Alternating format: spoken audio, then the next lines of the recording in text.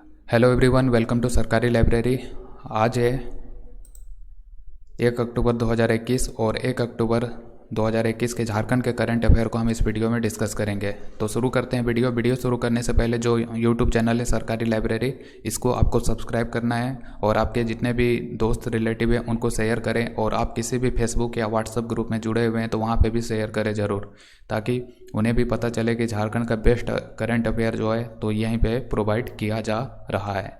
तो सबसे पहले देखिए, और चैनल को सब्सक्राइब करने के बाद आपको सरकारी लाइब्रेरी का ऐप भी डाउनलोड करना है, जहाँ पे आप बहुत सारा चीज़ फ्री में पढ़ सकते हैं, झारखंड करंट अफेयर और भी बहुत कुछ। तो जेपीएससी और जेएसएससी दोनों के लिए सरकारी लाइब्रेरी बहुत इंपॉर्टेंट है आपके लिए।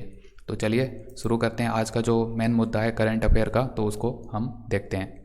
तो सबसे पहले देखिए, अभी हाल ही में जो है झारखंड में 1 से 10 अक्टूबर के बीच में जो है सीनियर नेशनल तीरंदाजी प्रतियोगिता का आयोजन किया जाएगा। तो आपको बताना है कि ये जो सीनियर नेशनल तीरंदाजी प्रतियोगिता का आयोजन हो रहा है झारखंड में, तो ये किस जिले में होगा। तो ये पूर्वी सिंहभूम के जमशेदपुर में इसका आयोजन किया जा रहा है। ठीक है, तो पूर्वी सिंहभूम जमशेदपुर याद रखना है, यहीं पर सीनियर नेशनल तीरंदाजी प्रतियोगिता का आयोजन किया जा रहा है। और आगे आने वाले दिन में मतलब कि 10 दिन तक ये प्रतियोगिता चलेगा।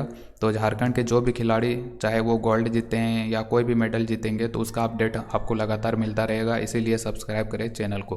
तो याद रखिए, फ़िलहाल तो अभी शुरू ही हुआ है, तो अभी ये जमशेदपुर में इसका आयोजन हो रहा है। आने वाले दिनों में मेडल के बारे में भी आपको पता चल जाएगा अगर आप बने रहते हैं सरकारी लाइब्रेरी के साथ। तो यहाँ पे पूर्वी सिंहभूम जो दिख रहा है, तो पूर्वी सिंहभूम के बारे में हम एक नज़र में पूरे डिटेल में देख लेते हैं। देखिए, पूर्वी सिंहभूम जो है तो इसका स्थापना हुआ था 16 नवंबर 1990 ईस्वी को ये बना था। 16 नवंबर 1990 ईस्वी को। पहले हुआ करता था ओल्ड सिंहभूम, मतलब कि सिर्फ सिंहभूम हुआ करता था। तो उसी सिंहभूम से अलग करके पूर्वी सिंहभूम को जिला बनाया गया था। तो 1990 में बना था पूर्वी सिंहभूम भी, और पश्चिमी सिंहभूम दोनों जिला बना था 1990 में। और याद रखना है कब, 16 जनवरी 1990।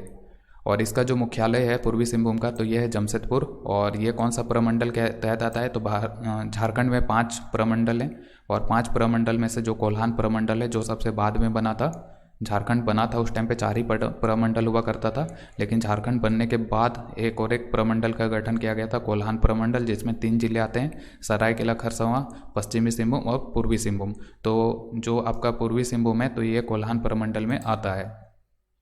और इसमें अनुमंडल की बात करें पूर्वी सिंहभूम में, तो 2 गो अनुमंडल है, घाटशिला और ढालबुम, और प्रखंड है 11। ठीक है, प्रखंडों की संख्या 11 है पूर्वी सिंहभूम में। और विधानसभा क्षेत्र जो है तो उनकी संख्या 6 है। और पूर्वी सिंहभूम का क्षेत्रफल कितना है, 3562 वर्ग किलोमीटर है। और इनका जनसंख्या वगैरह यहाँ पे देख सकते हैं।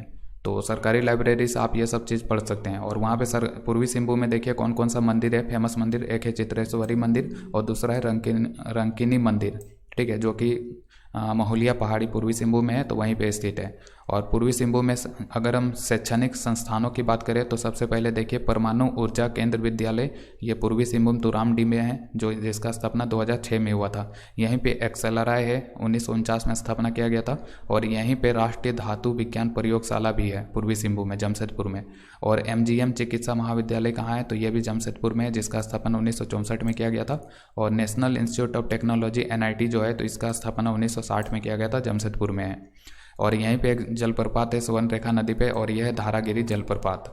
और यहाँ पे प्रमुख झील कौन कौन सा है, तो पूर्वी सिंहभूम में प्रमुख झील हो गया 3 गो झील याद रखना है, डिमना झील, जयंती सरोवर, हुडको झील। डिमना झील जो है तो इसी के पास में आपका दलमा वन्यजीव अभ्यारण्य है। और वन्यजीव अभ्यारण्य की बात करें तो यहाँ पे है दलमा वन्यजीव अभ्यारण्य, जिसका क्षेत्रफल है 193.22 किलोमीटर स्क्वायर। और ये क्वेश्चन पूछा गया था जेएसएससी में दलमा वन्य अभ्यारण्य का क्षेत्रफल के बारे में, तो याद रखना 193.22 वर्ग किलोमीटर है। और इसकी स्थापना जो है 1976 में किया गया था। और प्रमुख पार्क की बात करें तो कौन कौन सा प्रमुख पार्क है, तो यहाँ पे 2 गो पार्क याद रखना है, कि जुबली पार्क और दूसरा है घोरबंदा थीम पार्क। तो इतना सारा फैक्ट जो है फिलहाल आपको पूर्वी सिंहभूम के बारे में आपको याद रखना है। अगला सवाल देख लेते हैं।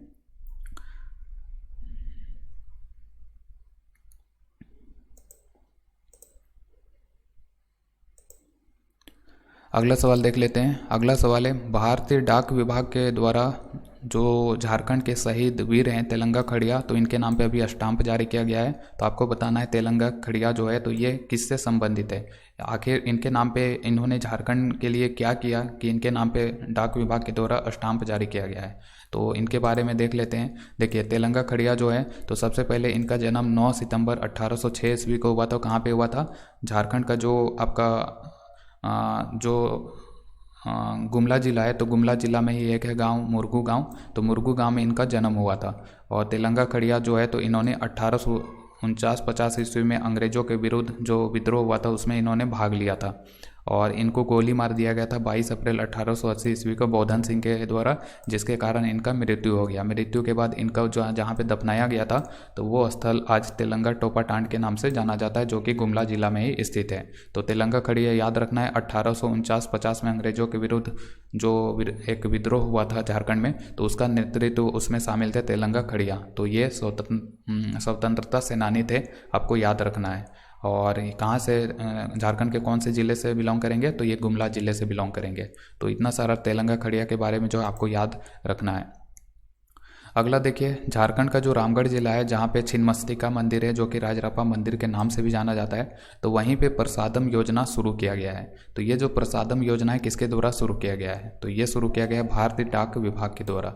अब देखिए ये जो योजना है प्रसादम योजना, तो इसमें क्या होगा, वैसे भक्त या श्रद्धालु कहें जो कि राजरापा मंदिर पूजा पाठ करने के लिए नहीं जा सकते हैं, तो वो डायरेक्टली अपने घर से ही वहाँ का प्रसाद मंगा सकते हैं भारतीय डाक विभाग के द्वारा। ठीक है, तो ये जो है, अब अगर कोई मंदिर नहीं जा पाता है तो वो डायरेक्टली छिन्नमस्तिका मंदिर यानी कि राजरापा मंदिर का प्रसाद डायरेक्ट अपने घर पे मंगा सकते हैं डाक विभाग के द्वारा। तो इसीलिए वहीं से प्रसादम योजना शुरू किया गया है भारतीय डाक विभाग के द्वारा।